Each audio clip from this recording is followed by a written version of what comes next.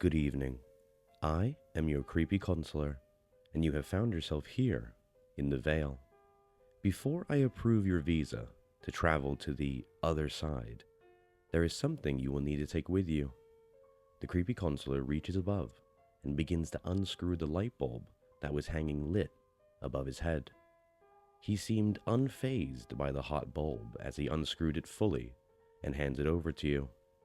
It will all make sense in time. In fact, the reason might shock you, the creepy consular smirked. But before you go, please remember my advice. If you ever feel uneasy, or if they notice you at any point, run, and I will open the veil for you again. Did anyone who lived around Seattle in the 90s remember Dr. Volkov's children's laboratory? I don't remember the specific town.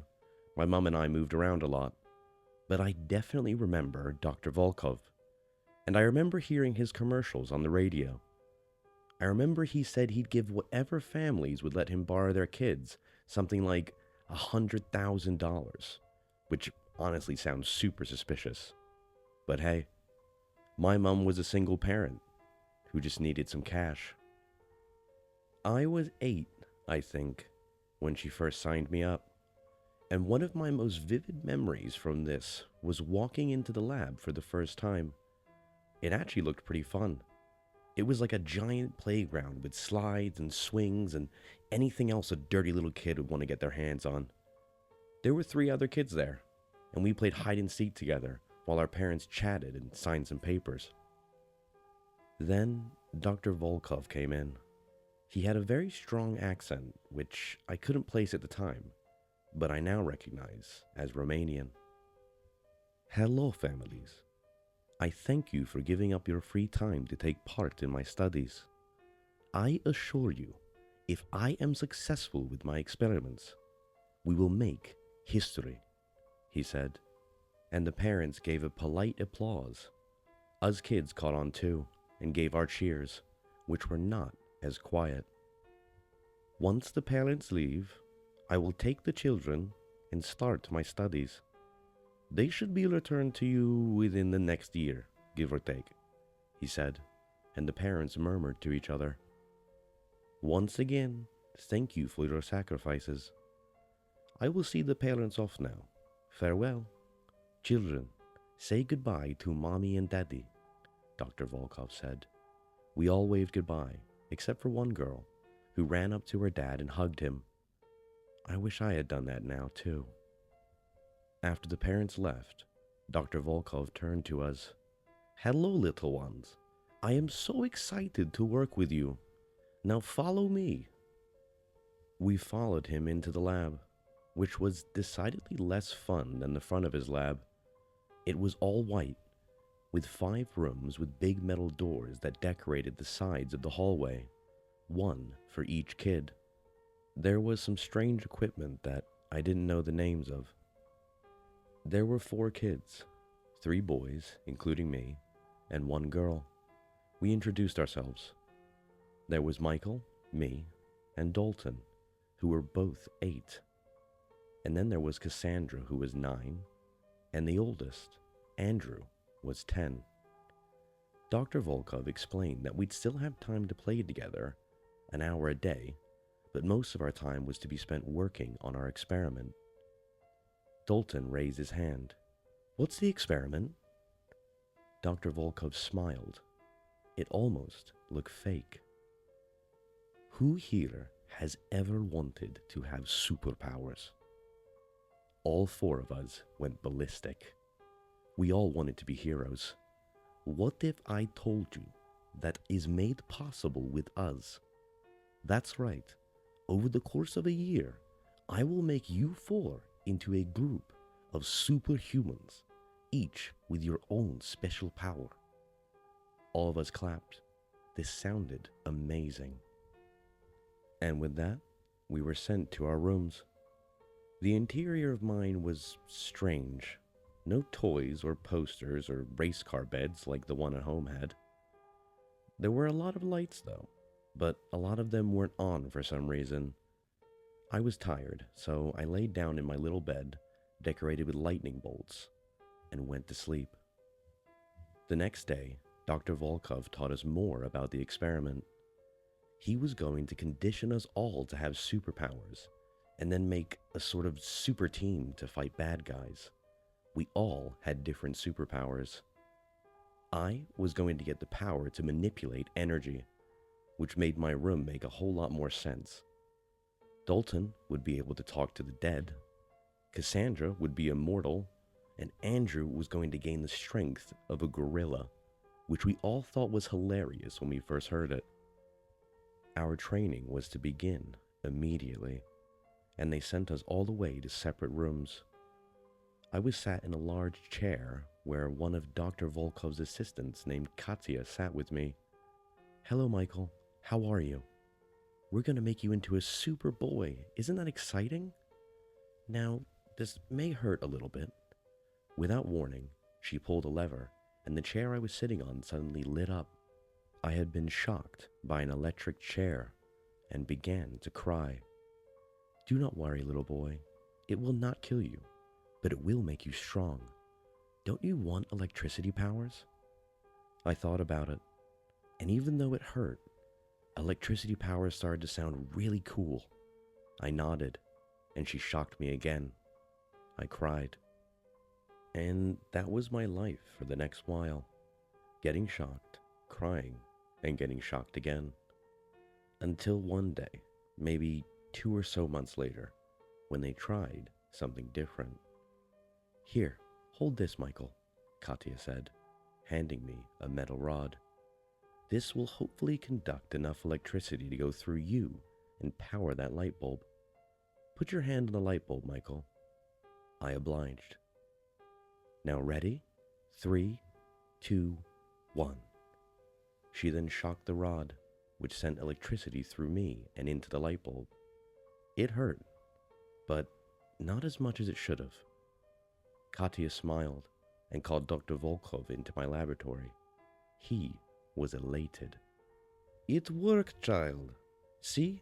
All the days of training you to be resistant to electricity worked. Now we can continue our experiment. You earned your free time to play for today. Go play."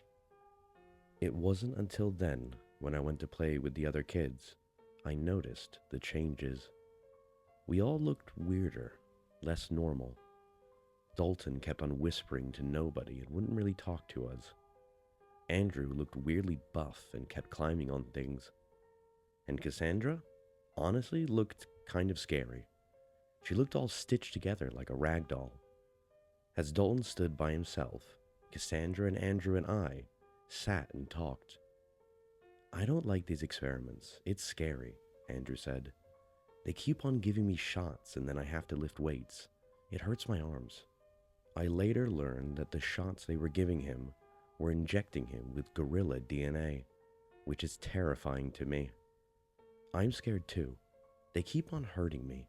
Every time a part of me dies, they stitch on a new one. See? Cassandra lifted her shirt, revealing part of her stomach had been stitched back on.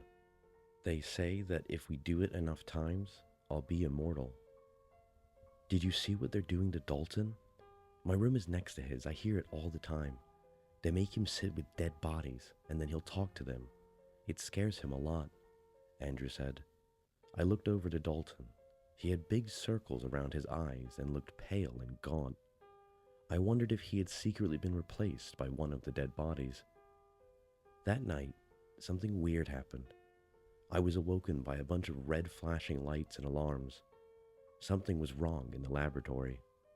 Katya came and carried me out of bed, and I saw other workers carrying the other kids out of bed too. Everyone except Dalton. We heard a bunch of screaming from another room as the three of us were ushered into our playroom. I held Cassandra's hand and Andrew stood in front of us, trying to protect us. I have to join them! I have to join them! They told me! We heard him yell as Dr. Volkov's voice desperately tried to calm him down. Screams, and then silence, for a long time. We slept on the stuffed animals in the playroom that night. We never saw Dalton after that, and his door was boarded up. At the time, I just assumed his mom took him home. But they didn't give us much time to look for him, because all of us had more experiments the same day. Michael, do you remember when you did a great job with that experiment and you made the light bulb light up? Well, that was a practice round. Next month, we're going to do the real deal. We're going to put metal plates in your hands to make it so you can conduct energy even without holding the metal rod. Doesn't that sound great? Katya said. I squirmed in my seat. Yeah, I lied. And we did more training. I will say, the shocks hurt so much less than the first time. It was getting easier. As time went on, things got even more weird. Cassandra and I's rooms were right next to each other, so we would see each other a lot. She kept on getting more and more stitched up. One time, while we were playing in the playroom, we noticed Andrew wasn't there, which worried us. I heard Dr. Volkov and Andrew's worker Alexei talking.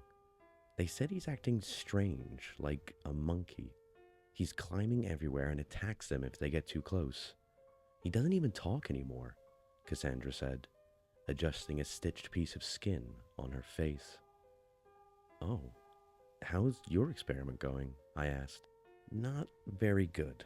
They say I'm making progress and that the stuff they're giving me in the shots is working. They say it's a chemical that makes people's endurance better? I think that's the word they used. But they still have to stitch me up sometimes. I don't know if it's really working though. All they've been doing is hitting me with things and cutting me with things. Not even actually killing me, she said. I looked at her arm. To my surprise, it had been completely sewn back on. That sucks. Mine's not too good either. I don't even have electric powers yet. I thought I would, I said. This place is getting boring. I'm sick of the playroom. Let's go exploring, Cassandra said, pulling me up from my seat as a stitch fell loose on her arm. I tried to resist, but she was strong. She dragged me through the halls, which were empty. I guess the workers were on their breaks. It was like a maze in there. We went past the children's ward, also known as our ward. We saw a bunch of medical stuff that looked weird. It looked fancy and official. There was a door at the end of the hallway, which Cassandra pulled me into. Inside, we found a bunch of documents. We picked them up and started reading them. The Volkov experiment, she read out loud, conducted to test the limits of the human body and mind, mentally and physically. Subjects: Dalton McDermott, Michael Porter, Cassandra Colombo, and Andrew Scott. That's us. Keep reading, I insisted. Subjects will be repeatedly tortured under the ruse of being trained for greatness. They will be injected with placebo shots, beaten, electrocuted, forced to endure heavy physical activities, and locked in rooms with dead bodies. This experiment will test the theory formed by Dr. Dmitry Volkov that if children are subjected to torture, while under the assumption the result will be positive, along with being given positive reinforcement from mentors, that they will experience less or different traumatic responses to said torture. We looked at each other. So, you mean we're not superheroes? I asked. Tears formed in Cassandra's eyes, and we heard footsteps somewhere in the hallway. We'd better get going, she said, grabbing my hand as more stitches fell loose in her arms. We raced down the hall and back into the playroom just as Katya walked in. Bedtime, children, she said, and she took us to our rooms where she tucked me into bed. I didn't sleep that night at all. The next day is when all hell broke loose.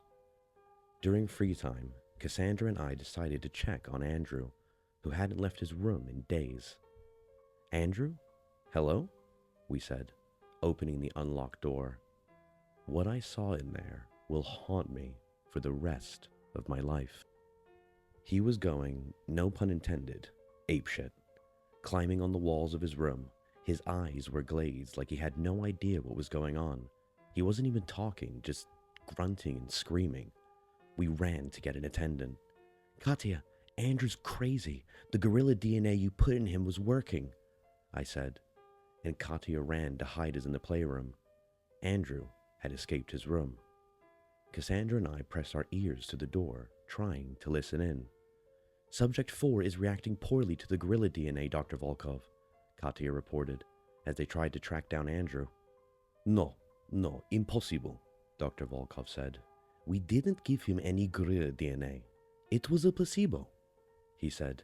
And even though at that age I didn't know what a placebo was, Cassandra and I still looked at each other, in shock. That's fascinating. Let me write this down, we heard him say. No, Dr. Volkov, there's no time. There is a breach in his room. He's somewhere in the building, Katya said, panicked. No, let me... Dr. Volkov, subjects 2 and 3 are in danger, and so are we. There's no time. It won't take... Dr. Volkov! Suddenly, we heard screaming and running and chaos. I guess Andrew had found them. When everything was quiet, Cassandra carefully opened the door to the playroom. Dr. Volkov and Katya, or at least what remained of them, were lying on the floor in a mess of blood. Andrew in the corner, hyperventilating. He turned around and rushed towards us. Cassandra screamed, but he stopped in front of us. Andrew? I said, shakily, not even expecting him to say anything.